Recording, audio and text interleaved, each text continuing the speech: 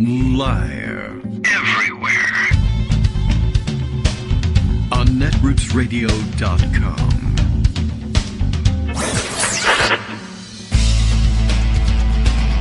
David Waldman. Kagro. In the morning. Now, here's David Waldman. Hey, here he is. Hey, good morning, everybody. How you doing? I missed my cue. That's right. I don't know. Did you miss a cue too, or are you talking about my cue? That's early for you to be able to know that I missed my cue, Justice. Anyway, I did. It's one of those, I pressed the button and got all set and drew a big breath and did the whole, hey, how you doing? Hey, that doesn't sound right at all in my headphones. Oh, okay. Well, here I am. We're ready to go. I mean, as ready as ever. As ready as we'll ever be. All right, I'm the readiest ever. I'm George Santos level of ready at this point. By the way, there's more about, I had to put it in the morning post. I'm waiting for the day when there's really not much more Santos news. And I guess that was really yesterday. I should have taken advantage of that. But I think we skipped over the news about Santos that we could have talked about on Monday and talked about it on Tuesday, and now that ruined things because now it feels like, once again, he's ready with more. And it is hard to imagine how the story could get worse, but this one, I don't know what to tell you. It's worse about him. He's a worse person than you believed a few minutes ago, I guess. But so far, no word on his, murdering people and storing their bodies in his crawl spaces. So there's still that one. That could still come out, and that would definitely be worse. But just to let you know, things are worse. He did, in fact, there are more revelations about him. Maybe I should just get him out of the way entirely right now because they're not that substantive in terms of public interest and politics and actual policy or anything. None of his real problems are like that. You may recall when we first examined his fake resume that one of the things that he said he did was that he ran a pet charity of some kind. And then we all figured, well, that's probably pretty fake too. It's not only pretty fake, but apparently one of the things that he did was that his pet charity started a GoFundMe drive for a veteran who had adopted a service dog, a homeless veteran, a disabled homeless veteran who got a service dog from the military, I guess, as a companion. Like, one thing that might go right for you in your life at this point, we can at least give you this dog. The dog develops health problems, a tumor, and requiring surgery. And for anybody, that's a huge cost. And for a homeless, disabled veteran, impossible to pay. So apparently when the vet referred the story, he said, I know somebody who runs a pet charity on just such grounds, helping veterans and their pets, and what was it? Friends of Pets United, he was calling it at the time, George Santos was. They raised $3,000 for the surgery, and apparently the story is he then pocketed the $3,000, absconding with it, and ghosts the guy and leaves him hanging, and of course, as a result, no operation. The dog dies. Why the vet didn't donate the operation at that point, I don't know. Who knows what the situation is? But, among the more terrible things that you can do just public relations wise, I guess. So yes, the George Santos story is worse. Using some other version of his name again and this whole, this whole rigmarole. I don't know. There's a whole story on it from the Oyster Bay, New York Patch. The Patch site, there's a whole report and everything, and I don't know, maybe we could go over it later, but that's the basics of it, just so you're up to speed on exactly what terrible story there is about George Santos at the moment. Maybe later we can go back and read the more substantive story of the supposedly new details of his connection to Russian oligarchs. Make you feel better about having to talk about George Santos a little bit, if the charges are heftier. But this is pretty big morally speaking, but I mean, there wasn't much room for him to fall morally speaking either. So I guess there's that. Anyway, I don't know how to kind of characterize. I feel it's like almost a guilty pleasure talking about what an absolute jerk he is. But, you know, I'm sold on that, and you probably are too. So we'll probably want to spend our time on other things. Greg's got a whole raft of stories ready and waiting to go. We'll review his take on those things. One more quick hit, I guess, just to sort of set the tone for the day. This is not a governmental story, not a policy or process story, just one of those things that affects everybody's life in certain ways, and was one of the more ironic headlines I've ever read. Norton LifeLock, you know, the service from Norton that's supposed to essentially protect you from data breaches and identity theft, etc. Norton LifeLock warns of data breach. This according to the news at over at LinkedIn, which I forget from time to time is actually sort of puts itself out there as a kind of a, I guess, a business news source of some kind, and I guess people just write. I don't know how that whole thing works, but I don't spend any time on LinkedIn. But there you have it. Editor at LinkedIn News, Sandra Latham, brings us the news that of the data breach. Information belonging to thousands of Norton LifeLock users was compromised in a recent data breach. LifeLock parent company Gen Digital, whatever that means, warns hackers likely gained access to customer accounts as early as December 1st by using passwords exposed in breaches of separate websites, but LifeLock didn't flag unusual activity until the middle of the month, TechCrunch reports. They may also have accessed LifeLock users' password managers, potentially allowing access to sensitive data stored elsewhere. So essentially what they're saying is this is kind of like user error, although they probably should have detected this earlier. That's their fault in all of this. But when I say user error, like if your Norton LifeLock password is a password that you're using elsewhere, that sounds like a big mistake to me. So if there's a data breach elsewhere, they actually, I mean, I would have thought that was a low percentage play as a hacker, right? If I had gotten a big data breach and the data set had fallen into my hands and it had a bunch of passwords, I would have thought, what are the odds that people would really use a non-unique password for Norton LifeLock? And then I realized, George Santos was recently elected, just to connect those two stories. And some people don't even care that he was recently elected and sworn in and put on committees and everything. By the way, Small Business Committee and, Science, Space, and Technology. The two places that they store people that they don't really want to have much to do with. That's one way of looking at it, which is a huge insult to the rest of the people who actually want to be on those committees. But sorry, that's the way it is. But anyway, so yeah, I guess if you're using Norton LifeLock, think about a different password. That's always good practice.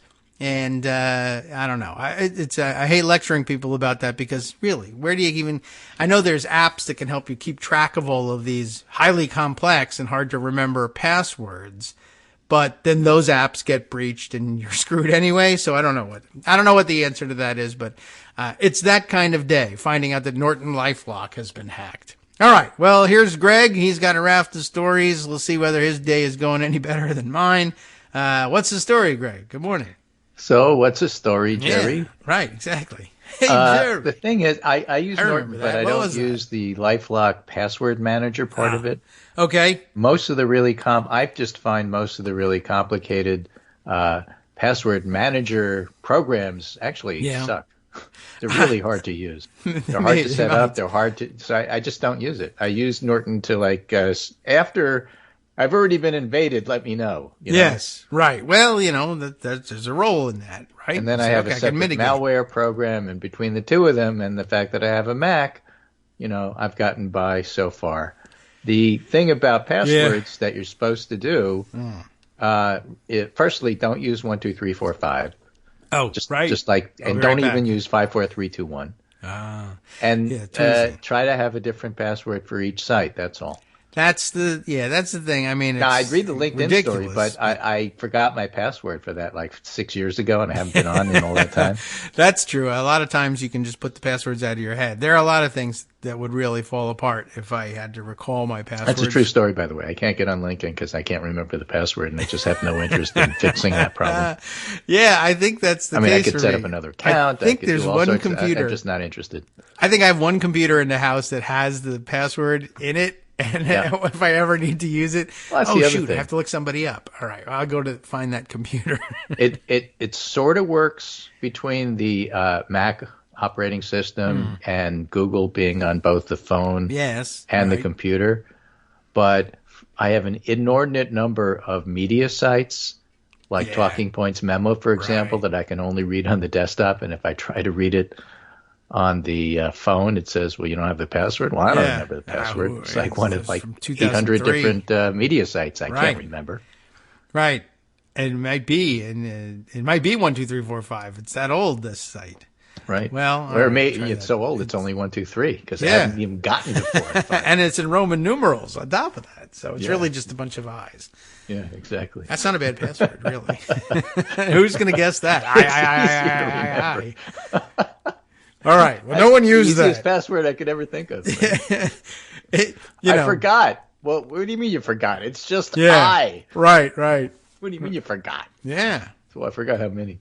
That happens. I have used variants of passwords where I was like, okay, well, I'm going to use varying numbers of my favorite numeral to differentiate this. But then, I read when they started doing things like, well, they have to be a minimum of 8 characters long. Oh, shoot. Okay. Is this one of those 8-character ones? Or is this one of the 12-character ones? Damn, or one that wants a special. My favorite numeral. Now they'll figure it out. Right. Or, it's probably how LifeLock got breached. Probably. Although the other strange security thing where they say now you have to have a special character in there too. Exclamation point, a punctuation mark of some kind, or an ampersand, or a slash. And I actually understand that's actually a lot worse than just adding an extra letter, because there's 26 options on the letters and only, I don't know how many special characters, and it's easier to guess that once you get. One of the other things that Norton will do, and Google will do, is they'll occasionally notify you that there's been a breach and one of your passwords has been compromised, and you go and you look it up and you find that it's from a website from like 9 years ago. Yes. Like the last hurrah. It doesn't exist anymore. Yeah. That the email that I used for it, I don't use anymore. Right. And I don't even remember what that password. Well, change that password. How? I don't know. Right. Just delete. This happens with the kids all the time. I find that there are apps that we signed them up for when they were watching a certain cartoon when they were 7. All right, that's been breached. Okay, well, that password might have been 1, 2, 3, 4, 5. I don't know. He was 8. Right. The Last Hurrah is a website that David and I blogged together at maybe like 35 years ago. Right. And so, now full of, every once in a while, if you go and you look, like there's all sorts of spammy comments and stuff. Yeah. As we sort of got off there, I gave the keys over to Marcy Wheeler, and she used it as her own blog before she set up Empty Wheel. So, yeah, bloggers no have protocol history. We all know each other. Right. There's no protocol for how to get rid of a blog. Then. Yeah. I don't know, leave, I guess. I don't get the notification that your blog title has been taken, but that has happened. I used to have something called FluWiki. Oh, yes. Which I used, again, a decade ago, 15 years ago, to track bird flu. But the people who maintain the GoDaddy website keys actually passed away. Oh. And so I couldn't pay GoDaddy $20 to keep it up. They wouldn't accept the money because they didn't have the passwords. Yeah. Weird. I mean, so this password stuff is like really odd. And you just have to accept a couple of things about being on the internet in modern life. One is that there'll be the occasional data breach. Mm-hmm. Another is that the programs you use to protect yourself from data breaches occasionally gets breached. Right. Another is that things that happened 10, 15 years ago are going to suddenly come back and say, oh, somebody got onto that. And you think to yourself, that's great. I couldn't get onto that for the last 5 or 6 years.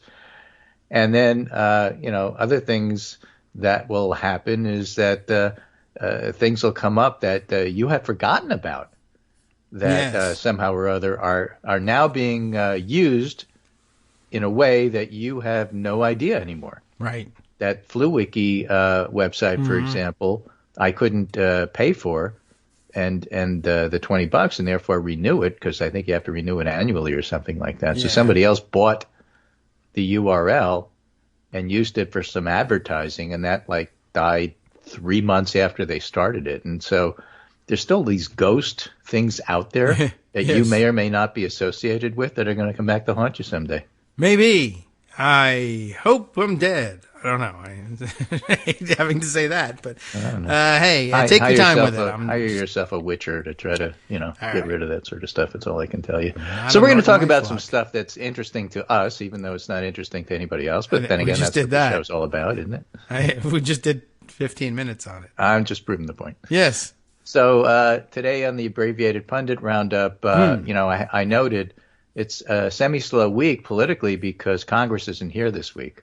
Right. But there's still a lot of stuff going on. And, Yes. and the major topic, I think, is the debt ceiling and the debt limit fight and the chaos that that's going to bring. And there's a lot about that I think is worth talking about. Of course, the George Santos stuff you mentioned. One of the interesting things about Santos, besides the fact that he's the gift that keeps on giving, is that reporters like Benji Sarlin are noting that story that you told about stealing money from a disabled vet dog don't do that. story. And Benji Sarlin said that's the kind of thing that gets normies clued into the fact that Santos is like a rotten scoundrel. Yeah. And it brings it's a other real people story. into it too because they just put Santos on the Small Business Committee. Yes. That's a small business stealing money from disabled veterans. It is, and therefore Santos will be associated with everybody in the Republican Party who claims to be for small business, Right. which is like most Republicans. So, that's a problem for them. It's the backbone of America, and I steal so they from say, it. car dealerships, right? So, and other industries that everybody trusts. Yeah, that's true. Right? So, I mean, Honest John's car dealership now backing George Santos is not exactly news. right. So again, the Bulwark has a piece. There's nothing conservative about reneging on a debt. Plus, the latest lies of George Santos, or whoever he is. That's the thing you got to include about George Santos, if that's his real name. Right. If this week, anyway. Anyway, Right. brinkmanship seems like a euphemism for this fiscal game of chicken. In other words, the GOP's Rube Goldberg plan is a non-starter. So what happens when the newly puissant Freedom Caucus takes the economy hostage and the country teeters toward an actual default? There's no secret and no mystery here, and it's not good, by the way, Yes. in terms of what happens. The absolute good To be is clear, bad. refusing to raise the debt limit or even coming close to default would be catastrophic. So to understand why, you need to know what the debt limit does and doesn't do. This is from Catherine Rampell. It doesn't authorize any new spending. It does enable the federal government to pay off existing obligations. We've been over that. But defaulting on the debt for the first time in U.S. history might cause a global financial crisis. That would be bad. Yes. It Right? might So cause that. basically what they want to do is hold that hostage so they can get spending cuts that Democrats won't agree to. And so the question on the table is what happens after that. Yes. And by the way, some of the spending cuts that they want the Democrats to agree to could also cause a financial meltdown. So Right. it's not really a great hostage if you're So planning what on McCarthy killing is saying right now is, I want to sit down with the president. okay, sure. He'll sit with And that's people. the day after Biden ridiculed GOP calls for dramatic budget cuts, labeling Republicans fiscally demented.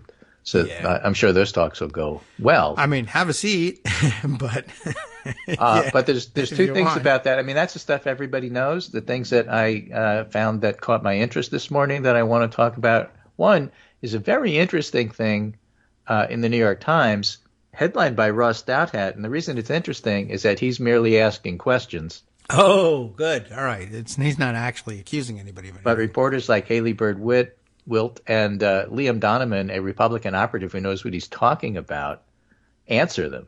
And so it's really kind of interesting. Well, all right. Right? So I'll give you an example. Douthat asks, in trying to understand the moderates during the speakership fight, is it primarily a matter of temperament and attitude, or is it a matter of incentive? Meaning, if some of the moderates want to form an alliance with Democrats, is there assumption that doing that, even in a district won by Joe Biden, would be a kiss of death in the next primary, or do they like McCarthy, or what? You didn't say or what, but I did. Oh, all right. So Haley Burwill says, well, many of the moderates relied on McCarthy for campaign support. So again, one of the powers of Speaker or a Anything. leader Yeah. or having a leadership pack Right. is that you could put millions of dollars into a member's campaign and therefore buy their loyalty. And that's one of the Yes, not big actually reasons millions. Marjorie Taylor Greene and Lauren Boebert had a fight. Yeah, that's what I hear. Everyone's Because reluctant to talk about this McCarthy put millions into Lauren Boebert's campaign, which she barely won by like 2 votes. And if you think I'm exaggerating, only slightly, it is a very close race. Oh, yeah, no, not exaggerating the closeness of the race. The millions is, I mean, for McCarthy So Marjorie to put, Taylor that's Greene an said exaggeration. McCarthy put millions into that race and She's dumb, yelled though. at Boebert for not voting for him. Yes, that sounds like fun. Right. So that's one of the ways you do that. But although the moderates relied on McCarthy for campaign support, Bird Wilt says, they didn't appear ready to contend with the Freedom Caucus, at least not at this stage, partly because they think they have the numbers to advance their own priorities where the Freedom Caucus may not. But I would add, they're not organized, and the Freedom Caucus is, so they usually lose those fights, even if they outnumber them. But the Freedom Caucus does have the power to unleash chaos, both in the form of government shutdowns and debt ceiling, and the moderates haven't quite reckoned with how to address those things. Liam Donovan has some great insight here, and he says, I think it's both temperament and incentives. Temperamentally, the moderates are team players, and the logical extension of that is never going to be siding with Democrats, but absolutely the reason Gates and others were able to be so flippant about the remote threat of moderates ganging up with Democrats is that moderates joining hands with Democrats to beat conservatives would play right into Gates's argument and the right-wing argument and ultimately be the end of those members' future in the GOP. So Gates didn't fear, oh, well, you better give in because otherwise the moderates will make a deal with Democrats, because Gates figured, well, if they do, all that does is enhance my own power because I'll be able, my faction will be able to run against them in a primary and take them out. So Maybe. What kind of threat is that? Yeah, I see that. And they treated it as They do such, love and they that were game. correct. Okay.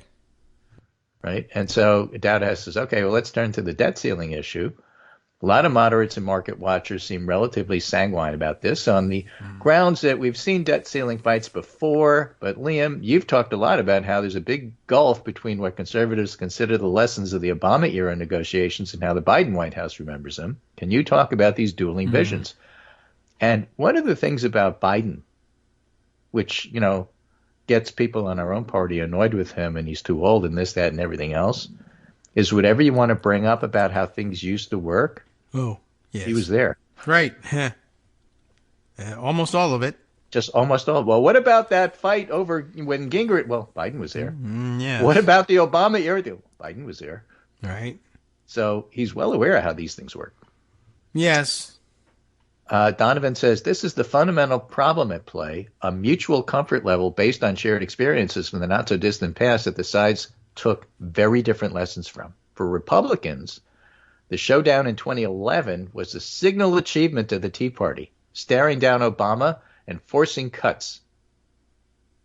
For Democrats, including Biden, who's vice president and had a front row seat to the deal, it was evidence why you should never negotiate under these circumstances because it enables reckless hostage taking. And this informs their current posture, as does the fact that they actually won the last such game of chicken in 2021. Okay. So everybody's worried because the two sides are taking different lessons. They each thought they won, and that's bad. But win-win. I thought that was great. Well, that means that you're not going to negotiate. Oh, I see. Well, all right. Yeah. Although I don't know that anyone would enable negotiation now anyway, but Right. we'll So, see. Interestingly, Liam Next Donovan, and this, I know this will make you laugh and say this is ridiculous. Okay. Liam Donovan points to the one name that might be useful to negotiate some sort of compromise, and that's Chip Roy. Okay. Well, That's because he's not part of leadership. Yeah. Nobody in the White House respects he him. is. He doesn't say that, but I'm saying that. Right. Okay. And therefore, he has a So lot of perfect. credibility on his own side. The White House has that's no idea true. who he is. Let's talk to him. He does have a lot of credibility on his own side. He's He the one does. that brought in the people to vote for I think. McCarthy for the speakership thing. Yes. He's only enhanced his credibility by doing that. And he invented the Chips Ahoy cookie, which is terrific. Yeah, so Bird Wilt says, yeah, Roy has that. But at the same time, somebody like Tom Cole would be a more likely negotiator. And I'm looking at it and think, no, actually Chip Roy would, because, they're going to treat Tom Cole like they would have treated Fred Upton. Yes. Ancient history, your father's GOP, no interest. Why do you think he has any juice? Likely true. Whereas Chip Roy does. Okay. That's bad, by the way. I'm not pleased with that, but I'm just saying that's where they're at. Yeah. I think you're probably right there. Chip Roy certainly seems to have inserted himself in at these key moments here. He's a weird guy, but okay. And then, of course, what can I tell you? Justice deficit and debt also get mixed up. Government spending and debt ceiling talks are different, but they'll probably be all mixed up in terms of who's talking about what. Sure. So that always happens. So you can do that. Yes, and even if it wasn't that difficult to understand, remember that Marjorie Taylor Greene is involved, so there will be a lot of confusion. Yeah, well, she's on Homeland Security now, so you should feel safer.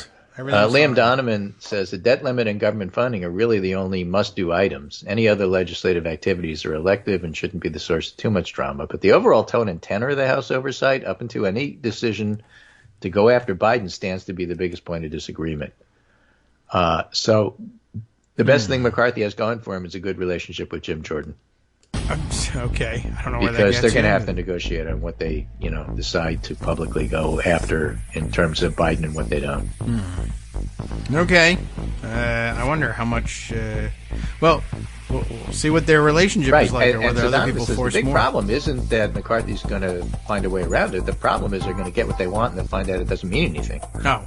Well, that's never a problem for them, but the rest of the world will wonder what they were up to. Well, what if they get what they want and it doesn't yield results? What next? Hi, everybody. It's me, David Waldman. Yes, the same guy who interrupts you all the time. Interrupting you one more time just to tell you again, another reminder that your contributions are what keep this show on the air, and Patreon.com, Patreon.com, is still among the easiest ways to make the sustaining subscription donations that keep us afloat.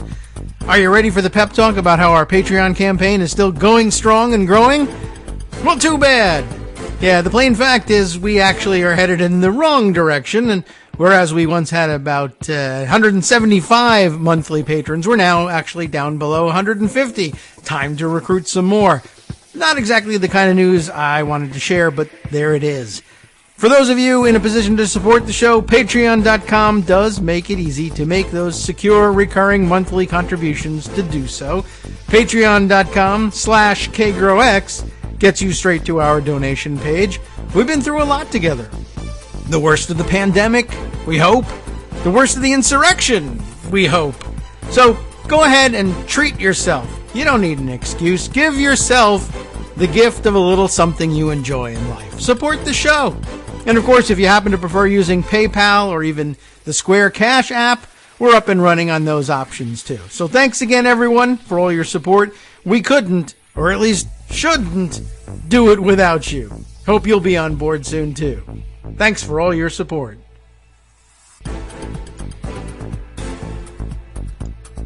All right, welcome back now to the Kagro in the Morning Show here on Netroots Radio. Let's continue on.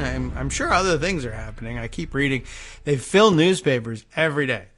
So I'm sure you have some. Well, it's quite important to point out that it's been 5 days since Joe Biden didn't give us an exclusive interview about what's actually in those classified documents. Oh, yes, right. Is that right? 5 days? And tomorrow it'll be 6 days. Whew. And after that, it'll be 7 days. So there's always something to print. And reporters think they have a natural right to find out what's in super secret, top secret stuff because, like, if he says anything, that just opens 90 more questions. And that's what they do. They ask something, and Biden will say something like, I don't know. And then they'll report on that and say, not only is it now 7 days since he gave us a straight answer, but his answer just raises 90 more questions. Well, What does that mean? It means that, Congress isn't in session. It's a slow news day. That's what it means. Is that what they're doing with spending their time with? Is what? What was in just those watch documents? Andrea Mitchell at 12 noon, and that's no, I'm not doing that.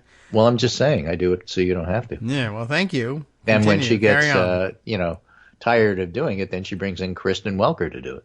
All right, and they just ask. Great at covering Hillary Clinton's emails because, as you probably remember, it cast a cloud on the entire election. Right, and then we stored all our passwords on that cloud. So see what happens. So yeah, I guess is that what they're spending their time on? Yes, that is what they are. If they're so secret documents, what's in them? Well, one, I don't know. And why didn't you tell us about it? If I did know, wouldn't I be prohibited from telling you what's in it because it's classified? Well, then they'd have to kill you. Yeah. But that's just the way it works. So getting back to reality here, the next thing on the agenda is what else did McCarthy agree to in order to get his speakership? And one of the things he agreed to, this is a piece in Semaphore today, Republicans worry a national sales tax bill would be a political gift for Democrats. That's a quote. Political gift. Political gift. As part of his deal to become House Speaker, Kevin McCarthy reportedly promised his party's conservative hardliners a vote on legislation that would scrap the entire American tax code and replace it with a jumbo-sized national sales tax. Yes, let's do that. The assurance got relatively little attention at the time, drowned out by the many other concessions McCarthy made to win his gavel. But with Democrats already attacking the proposal, some conservatives see it as a political headache in the making. You know who's really unhappy about it? Grover Norquist. Oh? Who is, really into anti-tax activism. Yes. And you wonder whether the modern GOP is saying, that moderate, we're not listening to him. Maybe. He's kind of old school. The idea of a fair tax that would replace our current IRS code with a single sales tax was popularized on conservative talk radio in the late 90s. So, guess what? Not really popular. Biden was around for that. That's true. It has kicked around Washington ever since, popping up in the occasional presidential platform, but never received a vote. Just as a different parenthetical, I got a recently published, in fact, just published book in the mail yesterday that I've been waiting for by a medievalist I know named Eleanor Janega, who's a British medievalist. And it's about the role of women in the Middle Ages and how that set up their role for today. It's called The Once and Future Sex, Going Medieval on Women's Roles in Society. I haven't read it yet because literally just got it yesterday. Just read the intro and it's very readable, so I'm looking forward to it. But I read it, thought to myself, well, Biden was around for that. Well, he'll remember, yes. So he'll remember. Okay. Anyway, nobody likes to pay taxes, or at least I don't know anybody who does. Said Buddy Carter, Earl Buddy Carter. Earl Buddy Carter. Okay. Georgia representative whose Fair Tax Act would swap out the income, payroll, estate, and corporate levies for a 30% national sales tax. 30%? Yep. It would also send out prebate checks to soften the blow on lower-income families and abolishing the Internal Revenue Service. That's what they promised to bring to the floor. Awesome. Well, all right, bring it to the floor. That's a way to waste a day. I mean, they don't have any affirmative agenda, so I guess wasting time so on this is a terrible idea, and it's like really bad politically. But they asked Carter about it and said, why are you doing this? Isn't this bad? And he said, look, if you don't want to pay a tax, don't buy it. It's as simple as that. Oh, I see. Yes. That's going to go over great. So Biden was asked about it, and he said, that's a great idea. Yeah. Wonderful. It would raise taxes on the middle class by taxing thousands of everyday items from groceries to gas and cutting taxes for the wealthiest Americans. Sure. Let's do it. Yeah. And, of course, the more you can, it's a horrible idea up and down, any way you look at it, obviously, but forget middle class, every class. Well, certainly anybody who can't afford to, say, order their groceries on the internet, but to be shipped internationally somehow so that you avoid the tax and wait 2 weeks for your delivery of everything. Anytime you go to everything you buy, it's totally regressive. 30% is astounding. And I like, we'll soften the blow with prebate checks sent to low income families from From who? From an agency I just dissolved. Who's going to write the checks? I just fired the IRS. I don't know. I'm sure that you can do it. It's a government. You get some people to write some checks. Right. Millions and millions of checks every day. Just handwritten. And, since we're into history, and we've been talking about history, and, no matter how far back you go, Biden was probably there.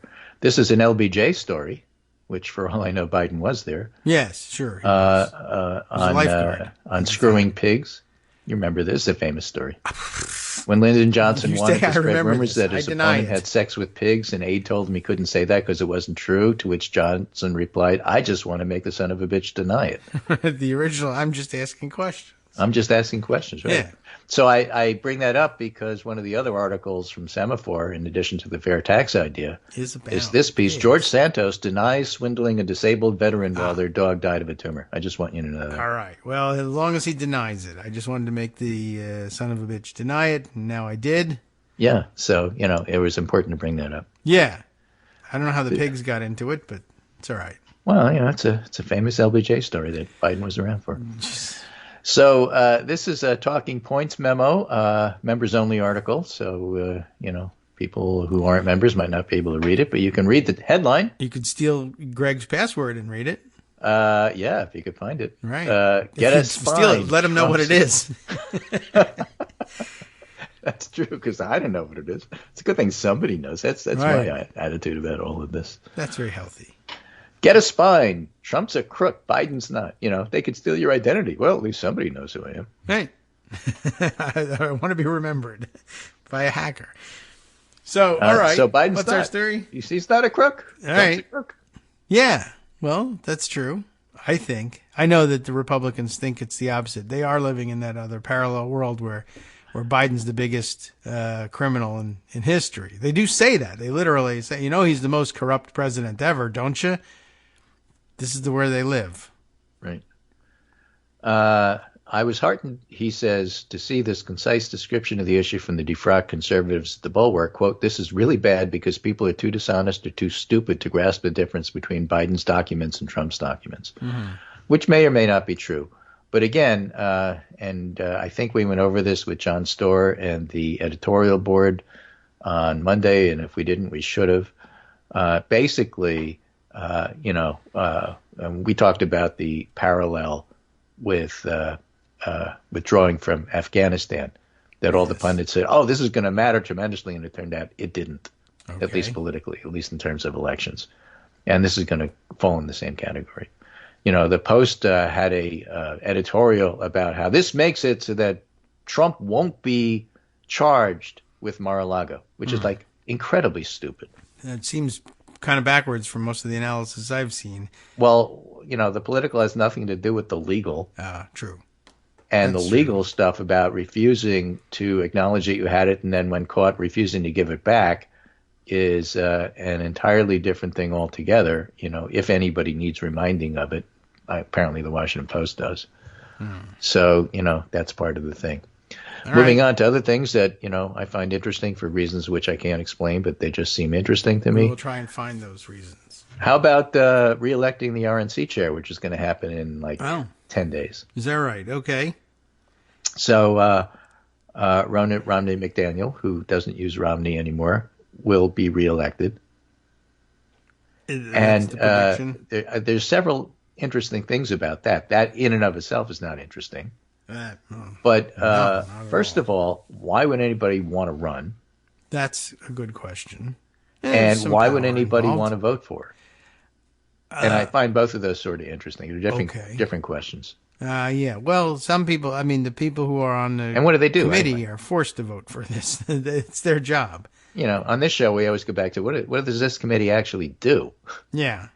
And so the people running against her and how they're running against her raises a lot of the interesting questions. All right. So Ronna McDaniel will win. The person who's the most likely candidate to get the most votes against her but still lose is California RNC member Harmeet Dillon, a well-connected GOP lawyer. Yes. And the third person in the race the Harold Stassen joke candidate is My Pillow founder Mike Lindell. Well, yeah, who runs for everything and loses. I don't see why he wouldn't get the most votes and lose, but okay. So the thing is that this gets back to what does the RNC do? Well, the Republican National Committee provides money and structure for various and sundry campaigns. It doesn't necessarily pick the candidate. Yes, a lot of That's people often don't done know in a what primary. Parties do. And once the candidate stuff. is picked, the candidate decides how they're going to run their campaign, not the RNC. Yeah, generally. That's McDaniel's point. So if the Republicans, for example, don't do as well in a red wave year, or to put it more succinctly, if they lose, it's not the RNC's fault necessarily. What they do is they provide the infrastructure to get voters out. And a lot of Republican voters came out. So they did their jobs to leave us alone. Okay. The people who are running against her, like Harmeet Dillon and Mike Lindell, are going the MAGA Trump route, which is to say, look, I'm going to get the grassroots to support me against you. I'm going to send to the voters of the Republican National Committee, who themselves happen to be Republican National Committee members or party chairs in various states, or both. Yes, okay. Many of whom you've never heard of. We're going to inundate them with all sorts of email and other, fake internet polls from the grassroots trying to convince you to vote for me, Harmeet Dillon, or me, Mike Lindell. Yeah. And we're going to do this thinking this is somehow going to work. Yeah, they probably do think that. Why would it work? The people who are doing the actual voting hate the base with a passion. That's true, too. They don't want to be told by the base what to do. No one wants to be told. No one wants to. They'll take their money. They'll take their votes. But don't tell me what to do. I don't want to hear from you outside of those things. Yeah, there aren't a lot of people who are members of these national committees who feel like they have a constituency per se, that there are people who could pressure them to do, they very frequently, if they get that pressure, it does happen sometimes. They say either, I don't know who you are and I'm not beholden to you in any way, or if I am, you do the damn job. I'm done. I did it for 4 years and I'm out. The job sucks. You can have it. Right. Pretty much. So why would she want it? And then why would those people running in that fashion somehow or other have the key to unseating her? Yes. So Although McDaniel told them before she has too. well enough support to win, but Harmeet Dillon turned her uphill battle into a feast for conservative media where voices are eager to assign blame for yet another disappointing election night. And the RNC's top job mostly deals with administrative tasks and fundraising, run out of a D.C. office that Dillon talks about relocating, probably California where she lives. Yeah, sure, go ahead. It attracts more national interest when a party's in the wilderness, and Republicans are currently as deep in the woods as it gets, but McDaniel and her supporters argue activists are misdirecting their anger over the GOP's recent stumbles at her, and the members who are voting understand what the RNC does. Unspoken is even if the stupid base doesn't. So I think that dynamic of trying to rev up the base to run for what is essentially an administrative bureaucratic position is kind of interesting because it's not a situation that they're used to. That is to say, it's not a situation where the base actually gets a vote. They don't. Yeah. It's a misunderstood position, and same with really the Democratic National Committee, too. People very frequently figure, all right, if I'm generally unhappy with something done by elected Democrats, then I'm going to say things like, I'm not donating any more money to the DNC, or I'm going to call on the chairman to do this, that, or the other thing, or announce this policy or that policy, and it kind of misunderstands what the job and the role of the DNC is, similarly at the RNC, and it's hard to convince the base. And if that's what you're interested in rallying, Mike Lindell cares more about that than actually being RNC chair. I'm sure he'd take the job if it was handed to him. But, the base that he's playing to are the people who say things like, well, if the Republicans didn't do well in the elections, that must be the fault of the Republican National Committee. The problem is in the name of the committee. It makes it sound like they're in charge of everything Republican, similar on the Democratic side, and it's not really the way it works. But, it doesn't matter to the candidates. They're nothing now. If they can be made RNC chair, then they have press conferences and people come to them. So they're interested in that more than anything else. And one of the ways you can get it as a civilian is take that job that most people don't want. And, depending on how the committee members feel about the work and what they think. You too can be Michael Steele and make a living being an analyst after that. That's true. It can lead to other things, I guess, but if you're good at it. Yeah, we very McDaniel frequently also pointed to the misunderstand it. GOP's lead in the national House vote, which failed to translate into as many wins as they hoped, but was, she argued, a sign of a functional turnout operation that would deliver them the White House. So that's part of what the RNC does. They help to fund the voter turnout operations. Democrats have a better one. And they're much more about presidential And the problem races. with starving the DNC of money because you're annoyed at them is you also starve the turnout operation. Yes, that's true. And then, of course, you say things like, well, we got to have a 50-state operation and there's no money or support. And there's no way I'd give the DNC to do that. Right. Well, yeah. Well, what are you going to do? Give it to all 50 states? That's okay. You if that's could your if you were going to do it. But are you going to do that? No. So McDaniel supporters are also annoyed, says the piece, at the bombardment of emails and calls they've been receiving from Dillon supporters. Iowa GOP chair Jeff Kaufman, who's one of the people who votes, told Semaphore he's tired of what he described as uninformed chain emails suggesting it's a power struggle for groups like Turning Point as well as Lindell. Meanwhile, some are annoyed by the tactics Dillon and her backers have used to get the message out. I certainly don't think scorched earth campaign that's being run by my opponent is something that brings people together. I don't think attacking other Republicans is how we get other Republicans to vote for us. So it'll fail. She'll be reelected. Kaufman, the Iowa guy, said, I don't see why you're, basically to summarize, I don't see why you're yelling at McDaniel. You know who lost Georgia? Herschel Walker. You know who lost Pennsylvania? Oz. You know who won in Iowa? Kim Reynolds. So that's the deal. And I mention all of this, firstly, again, because I find it interesting and the dynamics are interesting, but also that's why you mentioned it. We talk about the fact that the Republicans are fractured. Oh, yeah, where's the proof of this? I never see that. They always vote together. Well, no, they don't. Well, this thing that we just discussed in terms of the RNC fighting amongst each other is exactly the fracturing we're talking about. Yes, they're fighting in the RNC. They shall fight them in the RNC and in the ladies' room and on the House floor for 3 days trying to elect a speaker. There's a lot of fracturing. There's a lot of evidence of it. Yeah, it's and unusual. The more, the better. Yeah, I'll take it.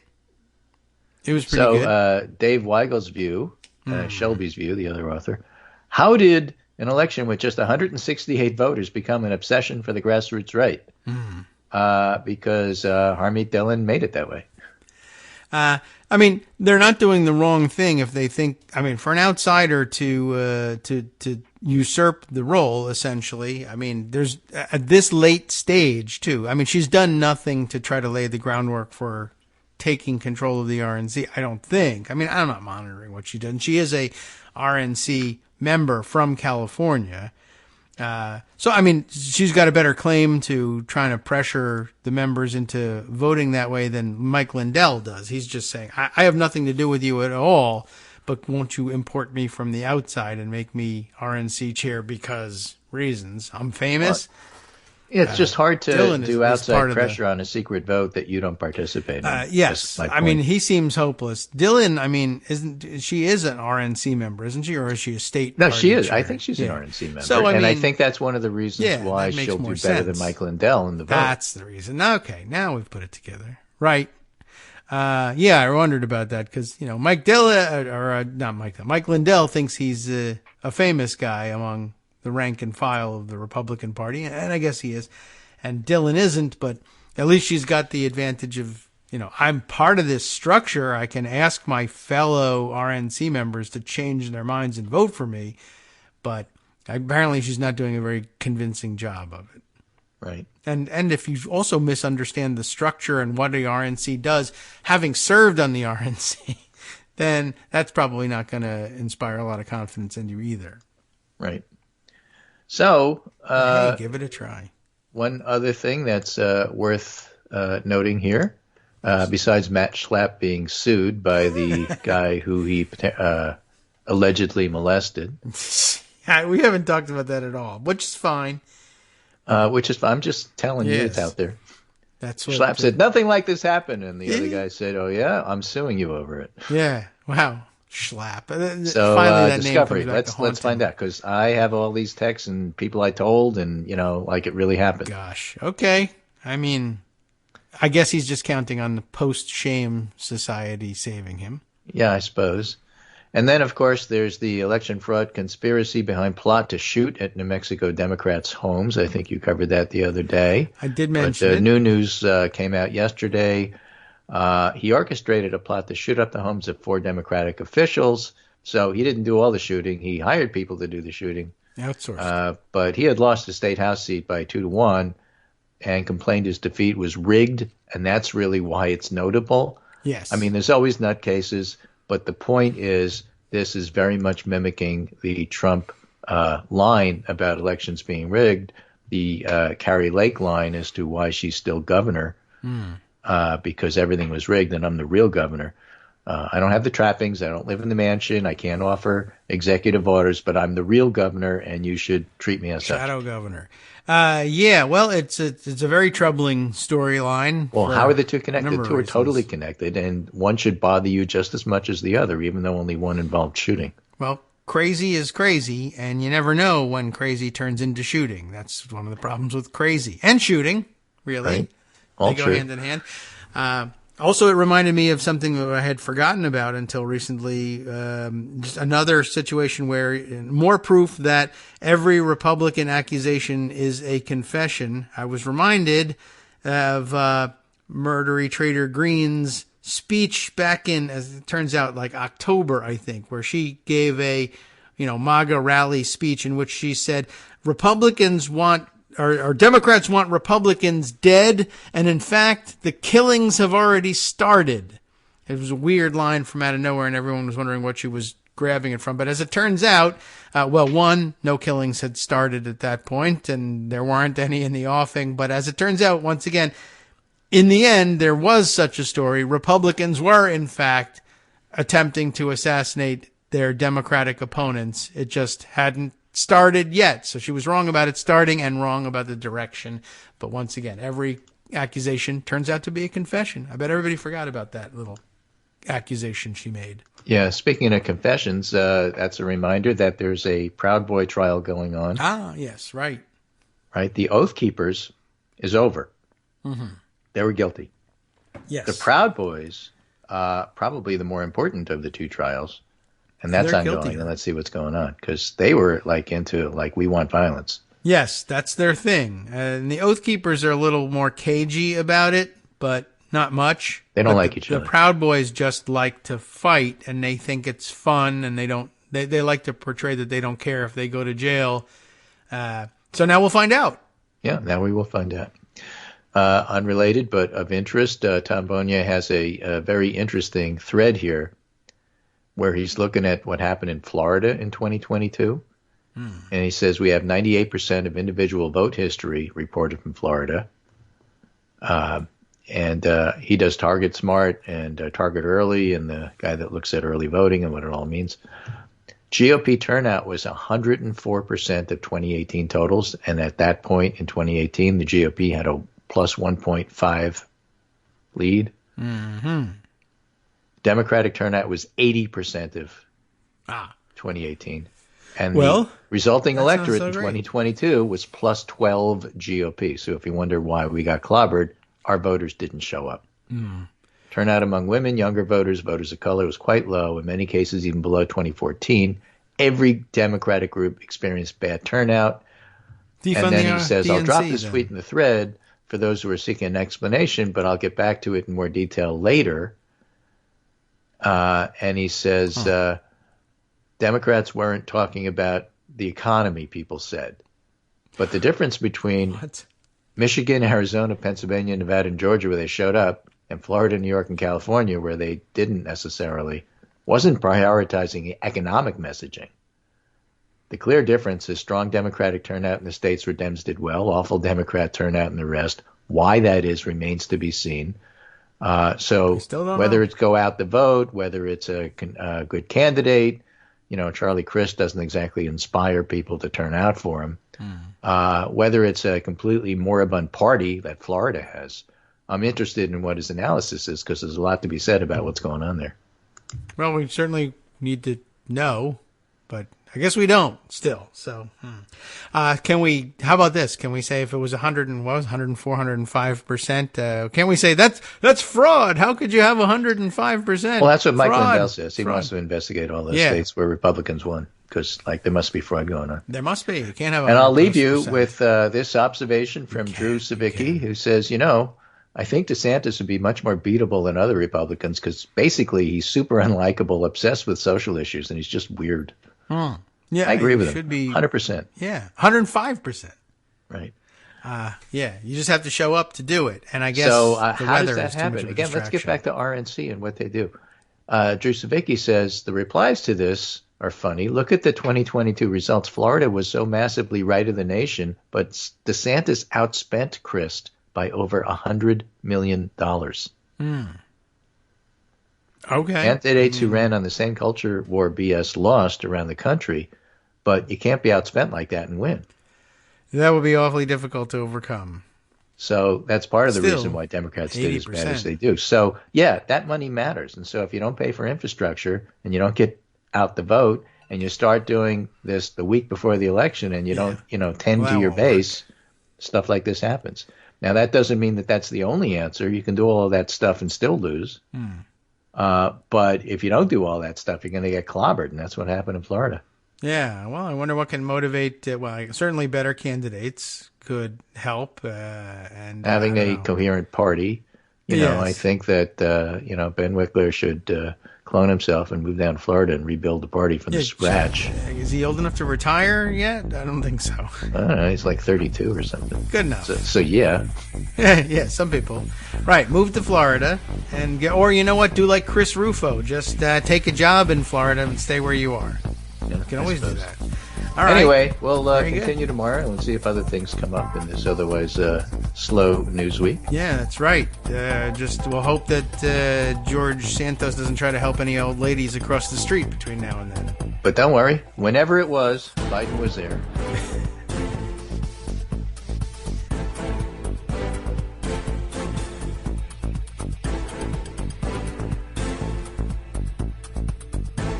All right, welcome back now to the Kagro in the Morning Show here on Netroots Radio. Just I wanted to note for the record here, our good friend Asparagus Zucchini, sometimes known to you as Mark Hogue, had weighed in on the sales tax issue just by commenting that sales tax is simple, and that's what I think Republicans think they like about it, is I would add to that. But sales tax is simple until you look past your nose. Then it turns into a value-added tax, and the GOP has got to love that idea. That's true. The Europeans use a value-added tax that is, not particularly popular with our type of capitalist, our capitalist view of things. I mean, they're not non-capitalists there in the European Union, but at any rate, the value-added tax, I mean, sales taxes in general, it does end up turning into that because every transaction gets taxed. And so when, what's his name? Earl Buddy Carter, right? Who's the sponsor of this thing. I'm sure he read it on Alec somewhere and decided to make it his own thing. But, it sounds like, well, we'll just do a 30% sales tax on stuff. But I mean, every sale gets it. And so that tax then gets passed on. So for instance, if you don't want it, don't want to pay the tax, don't buy it. But if it's food, right? One, you have to buy it. But if you're buying spaghetti, you're paying 30% of the sales price in tax at the point of sale. You're paying at the grocery store. The grocery store, when they buy it from the wholesaler, pays 30%. The wholesaler, when they buy it from the manufacturer, pays 30%. And the manufacturer pays 30% on all of the materials that go into the production of the spaghetti, the wheat. They're paying 30% sales tax, presumably on the water that supplies the electricity that runs the factory, and it gets passed on and on and on and on. 30% is an outrageous number, and of course it just compounds, and so by the time you're now, the price of your spaghetti is $10 a box, thanks to all of the sales tax that gets paid all along the way.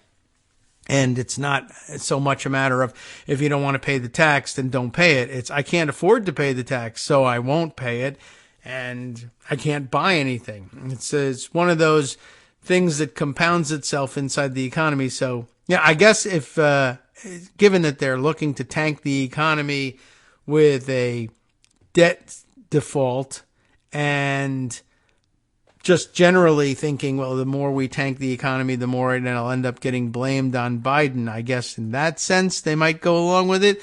But, it's very much anti-Republican type of program. I mean, traditional Republican values are very much at odds with a tax like that. It discourages economic integration and economic all sorts of economic intercourse, if you will, as a matter of fact.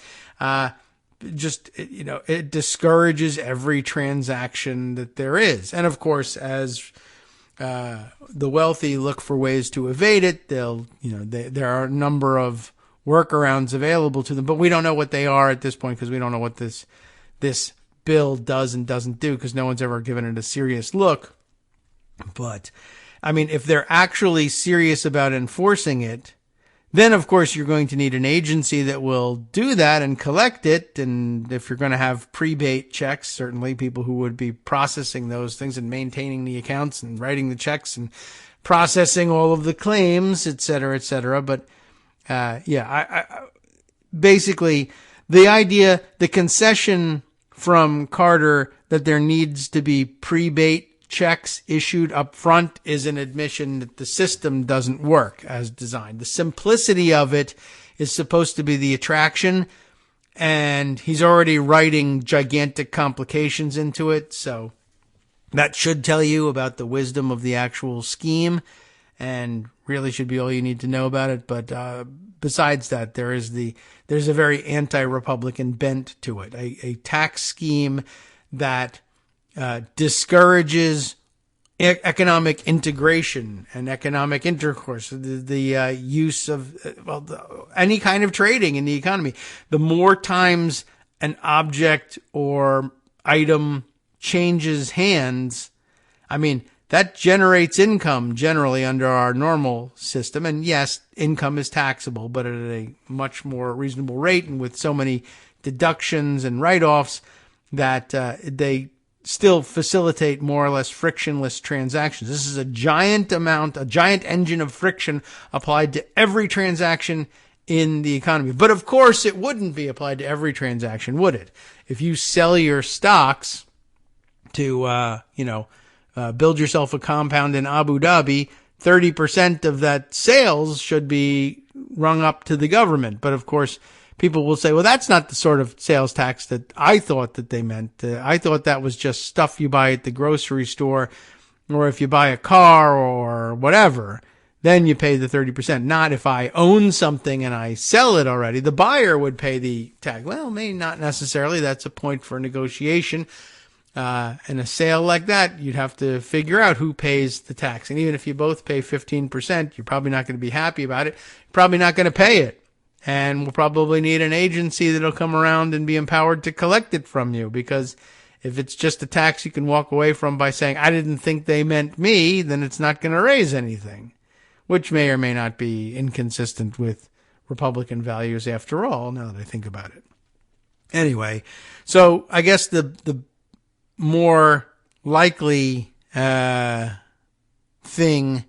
is that for us to consider is what happens when they bring it to the floor and Republicans say no to it and just reject it? Does it become a big deal? Do people point and laugh, or do they just forget about it and never return to the issue? I don't know. Well, by the way, minutes have passed now since the beginning of the show, so it's time to report that the George Santos story has gotten worse while we were talking about other things. Insider, sometimes known as Business Insider, reports that the George Santos story on the GoFundMe angle is worse now because he, quote, this is the headline, used fake Jewish name on GoFundMe because he thought Jews will give more. Former roommate says. And remember, the former roommates are also accusing him of stealing clothing and checkbooks from them in the past. Let's see what's the story here on this one. This one illustrated with a shot in profile of George Santos wearing his Ray-Ban glasses, not the sunglasses, just a Ray-Ban frame. I had a frame like that too. So I'm also cheating and making millions. I forgot to tell you. Sorry, everybody. Anyway, George Santos, here's the bullet pointed version. Should we skip those because it ends up ruining the story?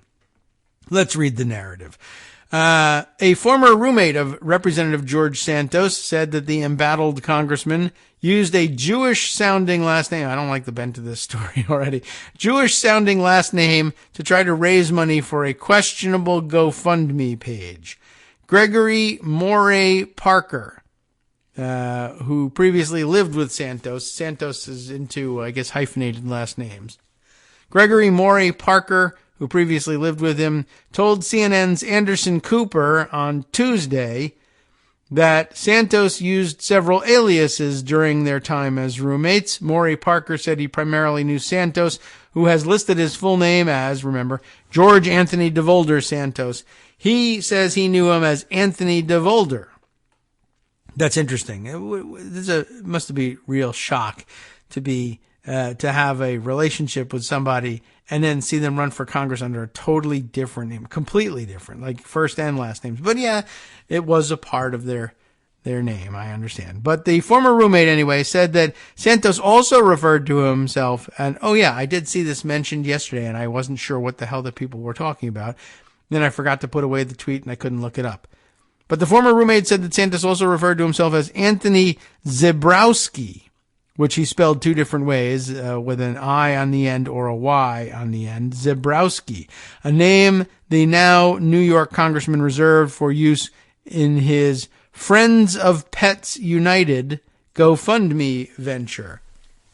Parenthetically here it says, Insider, unable to confirm the spelling of the last name, has opted to use Zebrowski with an I in it. I guess just editorial note there.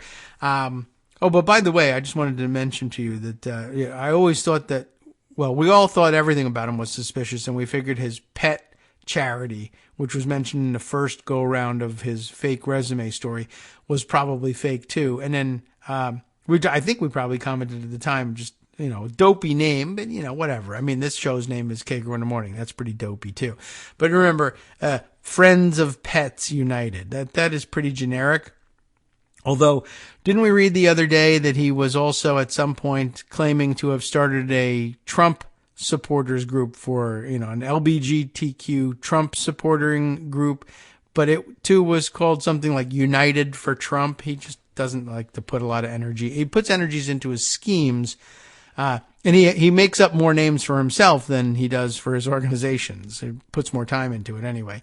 So Zebrowski is now in the running as well. The name Zebrowski is predominant among Ashkenazi Jews, in case you had some trouble understanding and making that connection. Morey Parker told CNN he would say, oh, well, the Jews will give more if you're a Jew. Oh, boy. So that's the name he used for his GoFundMe. That's weird. Santos's claim to be Jewish is one of many lies that have landed him in hot water in recent weeks. During his 2022 campaign, Santos called himself a proud American Jew in a memo sent to pro-Israel groups and said in media appearances that his grandparents were Holocaust survivors. You know this story.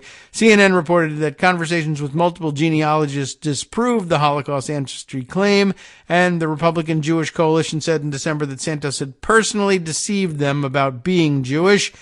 Remember that Santos was saying, well, I'm Jewish, right? And that was the supposed explanation. Reports of Santos's questionable efforts to boost his GoFundMe fundraising came as a military veteran accused him of taking $3,000 worth of GoFundMe funds meant for his dying dog. And then they discussed the patch story. I thought, should we jump back to that, or maybe we'll just give the insider summation of the patch story. Speaking to the local media outlet Patch, Rich Osthoff, Osthoff, said his dog Sapphire was dying from a stomach tumor and that Santos offered to help, starting a GoFundMe page for him in May of 2016. But after the money was raised, Osthoff claims that Santos closed the fundraising page and ghosted him. Per Patch, Santos refuted this. Fake, he told Semaphore via text message. No clue who this is. The New York Times reported last month that Santos claimed to have founded Friends of Pets United in 2013, but the newspaper found no records of it having been registered as a legitimate charity. Santos has admitted to fabricating parts of his life story, including his university education and elements of his employment history. He has so far refused to resign. Santos did not immediately respond to insiders' request for comment. So anyway, I mentioned that there is this patch story, and we can give a quick look to see, about how long it would take us to thumb through this thing. But suffice to say that the claim is essentially that he I don't know.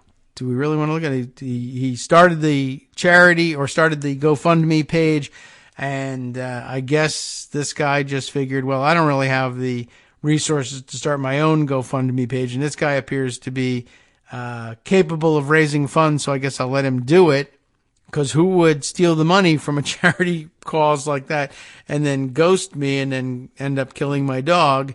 Because surely you would pay a huge price for that in somewhere. But as it turns out, no, you probably would not. Well, anyway, any interesting details in this one? Let's see. So I just want to see about the setup of it. So when Sapphire develops this life-threatening stomach tumor, Osthoff, now 47, learned the surgery would cost $3,000. A veterinary technician took Osthoff aside and told him, I know a guy who runs a pet charity who can help you, Osthoff recounted. Imagine being aware of this fake pet charity. That's an interesting thing, too. Now I'm curious about who is this vet tech. But the vet tech says his name was Anthony DeVolder, and his pet charity was called Friends of Pets United, the vet tech told him. Anthony DeVolder is one of the names Long Island Representative Santos used for years before entering politics in 2020. Etc., etc. People calling for him to resign, yada, yada. Osthoff and another New Jersey veteran, they're from New Jersey, retired Police Sergeant Michael Boll, B-O-L-L, who tried to intervene to help Osthoff in 2016, told Patch that Santos closed the GoFundMe page he set up for Sapphire after it raised $3,000 on social media and disappeared. He stopped answering my calls and texts, Osthoff said. And here's his Facebook post about it from November 13th, 2016, with another person's name redacted here. Interesting. Sapphire died on January 15th, 2017. After being out of work with a broken leg for over a year, Osthoff couldn't afford the dog's euthanasia and cremation, he said. I had to panhandle. It's one of the most degrading things I ever had to do, he remembered. Boll is a retired Marine Corps veteran and a Union Township police sergeant involved in veterans outreach. That's the cop that tried to help him, right? In 2017, he founded the nonprofit New Jersey Veterans Network. He was an acquaintance of the vet tech, and he knew Osthoff through his outreach work. He also shared Sapphire's GoFundMe page, so when he heard what happened, he tried to mediate. he told Patch. I contacted Santos and told him you're messing with a veteran and that he needed to give back the money or use it to get Osthoff another dog. Interesting. He was totally uncooperative on the phone. Santos told Osthoff and Ball that he planned to use the money to help other animals. Ball told him that he couldn't do that because the money was raised specifically for Osthoff and his service dog. On the GoFundMe page that Santos set up for Osthoff, he wrote, "Dear all, when a veteran reaches out to ask for help, how can you say no?" And he doesn't punctuate it correctly, but anyway, the GoFundMe was later deleted and an Internet Archive website doesn't have a record of it. It wasn't around for long enough, I guess. After Santos set up the GoFundMe page in May of 2016, he became hard to contact, Osthoff said. I only talked to him 2 or 3 times on the phone, Osthoff said, guessing that over half the donations came from people he knew. On June 30th, 2016, he posted on Facebook, "We made the goal and then some." But Osthoff's excitement changed to confusion when instead of scheduling the procedure, Santos told him that Osthoff couldn't use the New Jersey practice and instead insisted he bring Sapphire to a veterinarian in Queens. That's an interesting twist. In August, the vet tech drove Osthoff and Sapphire to that veterinary practice in Queens because Santos told him he had credit with the practice from regularly using it so often for his charity. It was a tiny little hole-in-the-wall place, but it looked legitimate. The vet there said they couldn't operate on the tumor, Osthoff said, adding that he was confused because the New Jersey vet didn't express any similar concerns. After that, Osthoff said Santos became elusive. In November, Osthoff texted him, "I'm starting to feel like I was mined for my family and friends' donations."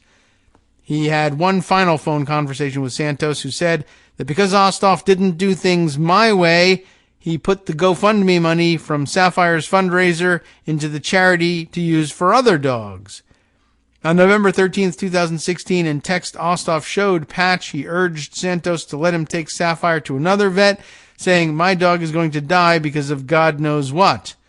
Santos replied, "Remember, it is our credibility that got GoFundMe to contribute.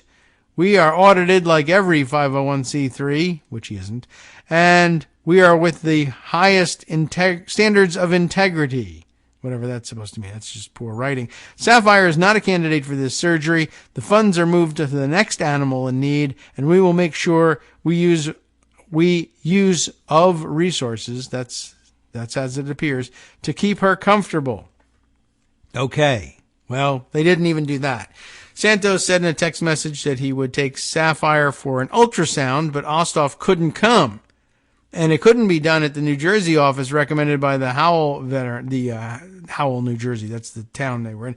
Howell veterinarian, because they wouldn't accept his organization's funding method. And cash will probably work. Osthoff doesn't know exactly what funding method Santos was referring to. And you're not coming for the ride, FOPU. Friends of Pets United. Oh, you're not coming for the ride. Friends of Pets United will handle this from now on with only the animal. We do not drive people around, nor do we give them rides. We transports, that's what it says, we transports animals in need, not needy owners, Santos texted Osthoff. That doesn't sound like a legitimate charity at all. That just sounds like, well, you can't look, but I'm taking your dog for secret treatments that cost $3,000. Okay, all the $3,000 are gone, but, for some reason, the treatment didn't get, administered, but you can't find out because you weren't allowed to be there. No pet charity that operates on animals would tell the owner, only the dog, not you. You're not allowed to be there. Anyway, in December, the New York Times reported that the charity was not a registered nonprofit. That much we knew. After that conversation, though, he wouldn't pick up the phone, Osthoff said, and the GoFundMe was gone. He tried to reach out to GoFundMe, but didn't get a response. In 2016, GoFundMe had less resources available to handle fraudulent fundraisers, Ball explained. I told Rich to go to the police, but we had limited information about Santos, he said. Osthoff told Patch that he was preoccupied with finding a place to live at the time and planned to involve the police or hire an attorney after he found a home. But as time went on, I guess I stopped thinking about it. Bowles said that luckily Osthoff was able to get a new service dog right away. The vet tech didn't reply to a request for comment. Emails to Santos and his attorney about Osthoff's claims were not returned. The full details of the charity's activities are not known. Santos created a Facebook page for the charity around 2015 where group members shared images of dogs who needed foster homes or donations.